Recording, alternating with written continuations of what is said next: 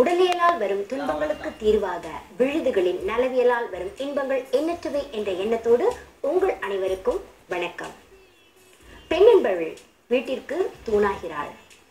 ஆணுக்குள் பெண் இருக்கிறாள். ஃபீமேல்னு போட்டிங்கன்னா அதுக்குள்ளதான் மேல் இருக்காங்க. பெண் என்பவள் இந்த உலகத்திற்கு ரொம்ப முக்கியமானவள். ஆகவே பெண்ணை காப்போம், அது நம்மை மண்ணை காற்ற மாதிரி. இன்னைக்கும் வெள்ளைப்படுதல் பிரச்சனையோட தொடர்ச்சியை பற்றி பார்க்க போறோம். இது மலையில செங்குவாங்க அப்படின்னு சொல்லுவாங்க. தண்ணீர் விட்டான் கிழங்குல இது ஒரு ஜாதி அப்படின்னு சொல்லலாம். இது உடலுக்கு குளிர்ச்சியை தரும், கர்ப்பப்பைக்கு ரொம்ப நல்லது, கர்ப்பப்பை வலுவூட்டி. இது தீமோன், எல்லாருக்குமே தெரியும். இதை வெள்ளரிக்காய் அப்படின்னு சொல்லுவோம். இதுல பிஞ்சு வெள்ளரிக்காய் ரொம்ப நல்லது.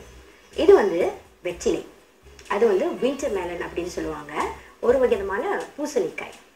இப்போ நம்ம பார்க்குற முறை ரொம்ப சுலபமான முறை, ஆனால் கொஞ்சம் கஷ்டப்பட்டு நீங்கள் செய்யணும். இது சங்குவாங்க. இந்த சங்குவாங்க தோலை நீக்கிட்டு அதனுடைய சாறை ஒரு கிளாஸில் எடுத்து வச்சுக்கோங்க. அதே மாதிரி தீமூனை இந்த முன்னாடி புறமும் பின்னாடி புறமும் வெட்டிட்டு அதோட பால் எடுத்து வீசிட்டு இதனுடைய சாறையும் எடுத்து வச்சுக்கோங்க. வின்டர் மெலன் சொன்னோம் இல்லையா, அதோடைய சாறையும் எடுத்து வச்சுக்கோங்க.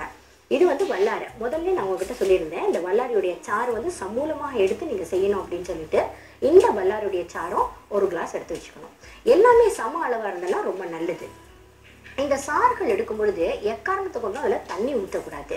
இந்த வல்லாரிக்கு மட்டும் வேணா கொஞ்சமாக தண்ணி ஊற்றிக்கலாம், ஆனால் ரொம்ப தண்ணி ஊற்றி தண்ணீராக அரைச்சிடாதீங்க. இப்போ இது எல்லாத்தையுமே சேர்த்து வைத்து ஒரு கிளாஸ் குடிக்கணும். இப்போது ஒரு 20 ml வச்சுக்கோங்களேன். அப்போ 4 சேர்த்திங்கன்னா ஒரு 80 ml வரும். அதை அப்படி குடிக்கலாம். கொஞ்சம் கூட குடிக்கலாம் அப்படின்னு நினைக்கிறவங்க கொஞ்சம் கூட குடிக்கலாம். இதை காலை மாலை இருவேளை குடிக்க வேண்டும். காலையில் பிரேக்ஃபாஸ்ட் டைமும் ஈவினிங் டிஃபன் டைமும் இருவேளை குடிக்கணும். தொடர்ந்து ஒரு 7 நாட்கள் 10 நாட்கள் குடிக்க வேண்டும். இதை மட்டும் செய்தால் பத்தாது. நான் முதல்ல சொன்ன மாதிரியே உங்களுக்கு சில உணவு கட்டுப்பாடுகள் ரொம்ப முக்கியம். சில நினைப்பாங்க, இந்த சித்த வைத்தியத்துக்கு போனோம்னா ரொம்ப பத்தியம் சொல்கிறாங்க அப்படின்னு சொல்லிட்டு. பத்தியம் என்பது உங்களுடைய உடலுக்கே தவிர அது எங்களுடைய மருந்துக்கு அல்ல என்பதை நீங்கள் முதல்ல புரிஞ்சுக்கணும். இப்போது ஒரு உதாரணத்துக்கு நீரிழிவு நோயாளி அப்படின்னு வச்சுக்கோங்க.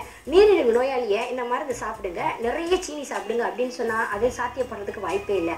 அது மாதிரி வெள்ளைப்படுதல் பிரச்சனை உள்ளவர்கள் உஷ்ணத்தை தணிக்க வேண்டும். அது ரொம்ப ரொம்ப முக்கியம். அப்போ உஷ்ணத்தை தணிக்கிறதுக்கு இன்னொரு முறை கூடியும் இருக்குது, எண்ணெய் வைத்து குளித்தல். இது நம்ம அப்படியே அறவே மறந்துட்டு இந்த தீபாவளிக்கு மட்டும்தான் அதை செஞ்சுட்டு வரோம். அது கூட தீபாவளிக்கு நிறைய பேர் ஓடிடுறாங்க.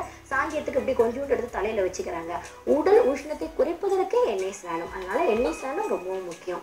அதே மாதிரி நான் சொன்ன மாதிரி இந்த உஷ்ணமான உணவு வகைகள், பழ வகைகள் எதையுமே உஷ்ணமாக இருக்கிறதா சாப்பிடாதீங்க. அப்போ தான் இப்போ ஒரு உதாரணத்துக்கு எடுத்துக்கோங்களேன், ஒரு சின்ன இடம் இருக்குது, அதில் சோப்பை போட்டுட்டோம், கழுவிக்கிட்டு இருக்கோம். சோப்பை போட்டுக்கிட்டே இருந்தீங்கன்னா என்னைக்கு தான் அந்த இடம் சுத்தமாக போகுது?